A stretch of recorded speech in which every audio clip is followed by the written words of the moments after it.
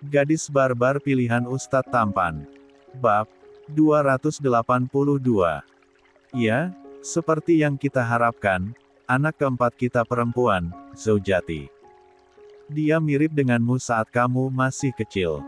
Apakah kamu tidak ingin menyapa putri kita? Hanya keheningan yang Ikram dengarkan akan segala perkataan yang ia lontarkan. Zaujati. Ikram semakin keras menangis sambil meremas dadanya yang semakin sesak. Mas harus bilang apa pada Hasan, Hussein, dan Azhar. Adik cantiknya hadir seperti yang mereka harapkan selama ini, tapi bagaimana dengan kamu? Mas tidak akan sanggup melihat mereka sedih jika kamu terbaring seperti ini. Sayang. Yulia Aureta Nazira, istriku.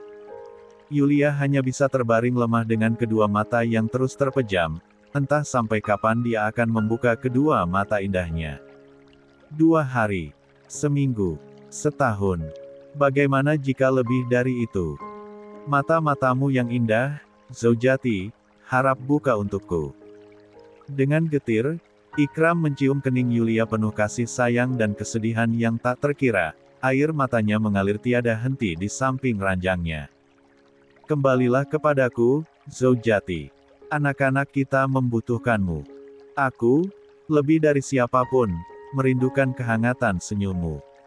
Dalam diam, dia terus berbisik penuh doa, mencoba meraih kembali keajaiban yang mereka bagi bersama. Di tengah kefokusan Ikram memandangi wajah cantik istrinya yang masih terpejam, Ikram sendiri tidak menyadari sesosok orang tengah memandangi mereka berdua di balik jendela bulat dengan tatapan kosong. Kalian sedang apa di sana? Heran Hussein mendapati abang dan adiknya yang tengah memotong buah-buahan di dapur.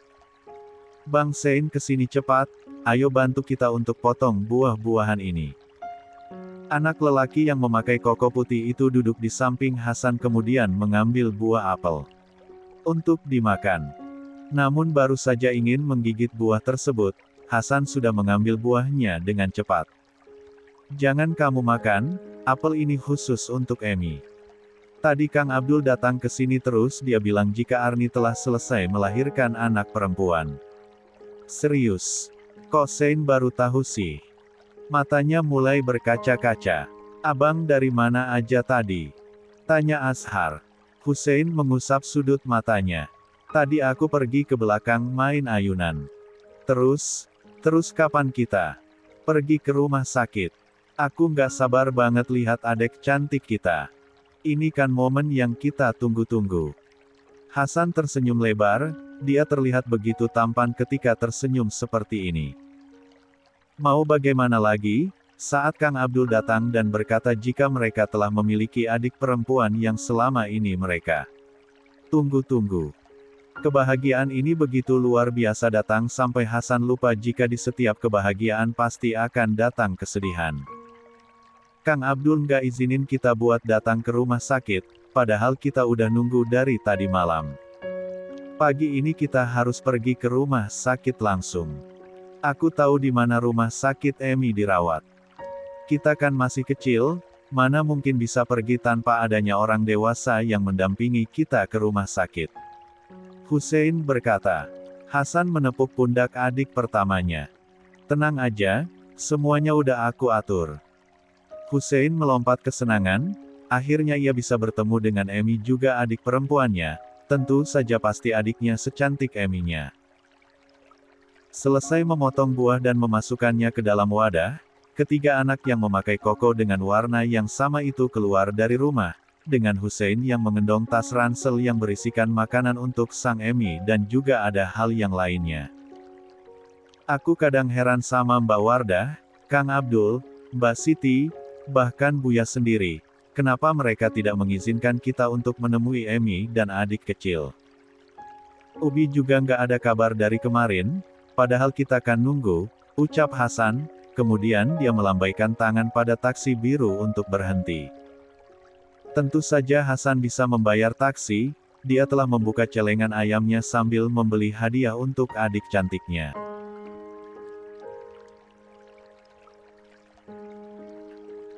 Begitu juga dengan Hussein dan Azhar. Mereka masing-masing telah membuat hadiah. Aku sungguh tidak sabar menyapa adik cantik. Seru Azhar. Ingat, kita hanya boleh melihat adik cantik kita, tapi tidak boleh untuk menyentuh wajahnya. Asyap Bang Hasan. Melihat adik cantik saja udah puas banget. Aku sudah tidak sabar juga untuk memberikan Emi hadiah, gumam Hasan membuka kembali tote bag yang ia bawa. Hadiah ini Hasan berikan sebagai tanda terima kasih karena Eminya telah berjuang untuk menghadirkan adik perempuan untuk mereka jaga dan sayangi. Ah, Hasan benar-benar sudah tidak sabar melihat raut wajah sang Emi saat ia memberikan hadiah nanti. Deta Kawohok. Anak kecil tidak boleh masuk ke rumah sakit ini tanpa adanya orang dewasa, cegah seorang petugas keamanan membuat langkah ketiga anak itu terhenti di depan pintu masuk dengan bibir cemberut. Cek, paman kami kesini jauh-jauh loh naik taksi buat lihat adik cantik kami yang baru lahir. Hussein berkata sambil bersidekap. Jangan menghalangi jalan kami paman berkumis. Azhar berucap, kalian dilarang masuk. Pergi sana, jangan membuat keributan. Hasan menghela napas panjang, ia sudah tahu hal ini akan terjadi karena itulah dia sudah menyiapkan semuanya. Panggilkan Dr. Rain, pasti dia akan membawa kami ke tempat di mana Emi kami dirawat. Dr. Rain itu yang menyuruh kita datang tahu. Jika paman mencegah kami untuk masuk, paman mau dipecat. Wajah pria berkumis panjang itu sedikit memucat. Tentu saja dia tahu siapa Dr. Rain, dokter sekaligus pemilik rumah sakit ini. Tapi benarkah anak-anak ini disuruh untuk datang? Paman berkumis, paman benar-benar ingin dipecat. Kami bertiga ini udah dianggap anak oleh Dr. Rain loh. Azhar kini yang berkata, sedangkan Hussein masih bingung sendiri. Dr. Rain siapa coba? Pada akhirnya petugas keamanan itu membolehkan mereka untuk masuk ke dalam. Azhar sudah cekikikan saat sudah masuk. Tunggu, kalian berbohong pada paman petugas itu jika kalian mengenal Dr. Rain. Hussein sedikit tak percaya mengenai apa yang dia lihat. Iya, terpaksa juga. Jika nggak lakuin cara ini pasti kita gak boleh masuk, sahut Hasan memukul bibirnya yang sekarang ini begitu menyesal karena sudah menipu orang, jika Ubi tahu pasti ia akan kena hukum. Kok kalian tahu Dr. Rain? Emi dulu pernah bilang akan melahirkan di rumah sakit Permata, dia bercerita jika pemiliknya bernama Dr. Rain yang juga ikut bekerja di tempat ini.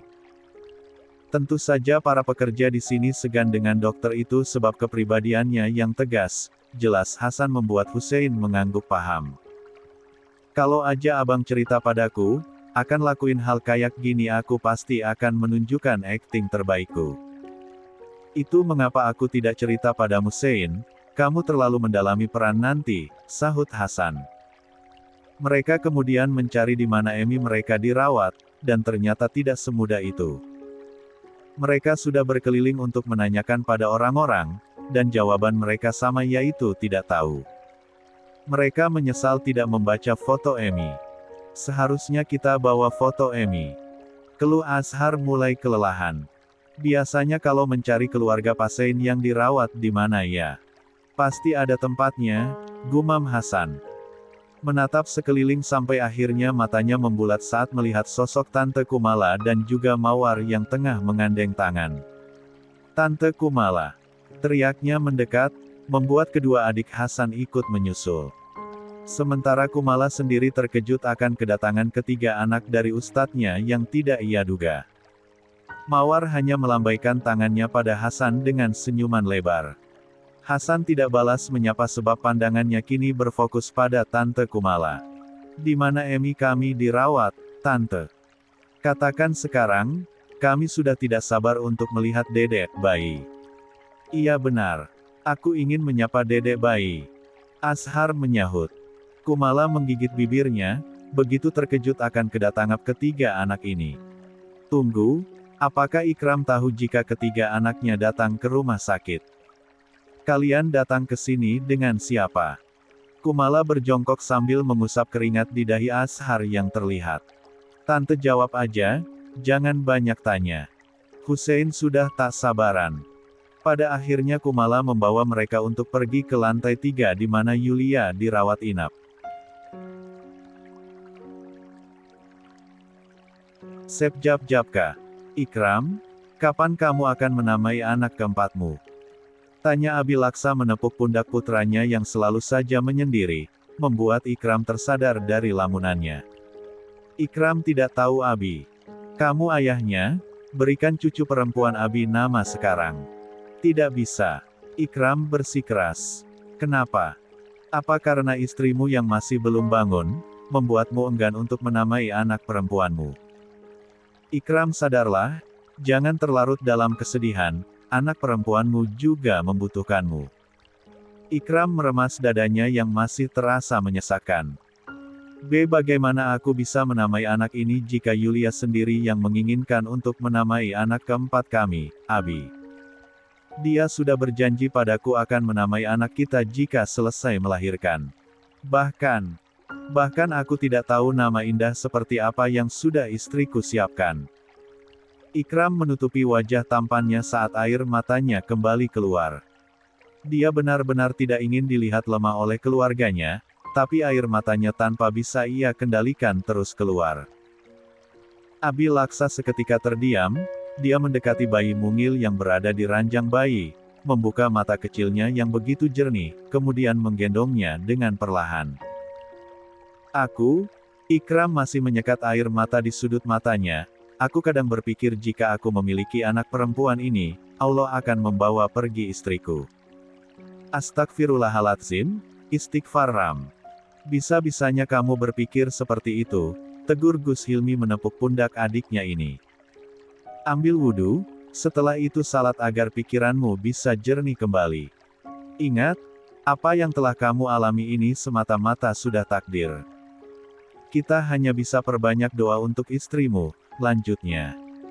Ikram mengusap wajahnya, sesaat kemudian memandangi wajah bayi mungil yang begitu cantik, benar-benar mirip seperti Yulia saat masih bayi. Bahkan Daneswara dan Sarah pun mengakuinya, hanya saja hidung mancungnya mirip dengan hidungnya. Kalian tolong keluar, aku ingin mengobrol sendirian dengan istriku, setelah itu aku akan pergi ke masjid untuk menenangkan hatiku, pinta Ikram memandangi paras cantik istrinya yang terus memejamkan kedua matanya. Masih keadaan yang sama, tubuh Yulia penuh dengan alat medis, bahkan untuk makan dan minum pun membutuhkan selang. Kau kata-kata. Wah Buya, Paman Hilmi. Teriak Hasan, Hussein, dan Azhar, berlari mendekat pada dua sosok pria yang tengah menggendong bayi. Apakah bayi ini adik kami? Hussein begitu antusias tidak memperdulikan kedua pria dewasa itu yang terkejut luar biasa saat melihat mereka. Lalu tatapan Hilmi juga Abi Laksa jatuh menatap Kumala yang terlihat kikuk mendekat. Turunkan dedek bayinya, Azhar pengen lihat Buya. Masya Allah, Jamila, ucap Hasan saat melihat betapa cantiknya adik perempuannya ini. Satu-satunya perempuan tercantik setelah Eminya. Cantik. Kalian bisa datang ke sini bersama Tante Kumala? Tanya Gus Hilmi sambil menghela napas panjang. Jika Ikram tahu ketiga anaknya datang ke rumah sakit dia pas akan ikut syok. Bukan denganku. Kumala dengan cepat menjawab. Kami datang bertiga, Paman, sebab Paman ataupun Buya tidak bolehin bawa kami ke sini, jawab Hussein dengan pandangan tak lepas menatap adik cantiknya. Hasan bahkan sampai berkaca-kaca sebab dia bahagia melihat adik perempuannya. Azhar sudah melompat-lompat sambil bertepuk tangan dengan heboh sebab dia sudah menjadi abang. Di mana Emi? Aku ingin memberikan buah-buahan yang sudah kami petik di kebun belakang. Dan juga hadiah syal. Lihatlah syal ini ada nama Emiku tertulis dengan bahasa Arab, ujar Hasan memandangi orang dewasa itu, alisnya mengernyit saat sadar ekspresi mereka tidak menunjukkan kebahagiaan malah sebaliknya. Tunggu, apakah terjadi sesuatu? Hilmi mengusap ketiga kepala keponakannya ini. Seharusnya kalian tidak datang ke sini, ini akan membuat ubi kalian semakin sedih, tapi kalian juga berhak tahu apa yang terjadi. Masuklah ke dalam, ubi kalian juga masih ada di dalam bersama Emi kalian. Hilmi tidak, sebaiknya bawa mereka bertiga pergi, perintah Abi Laksa.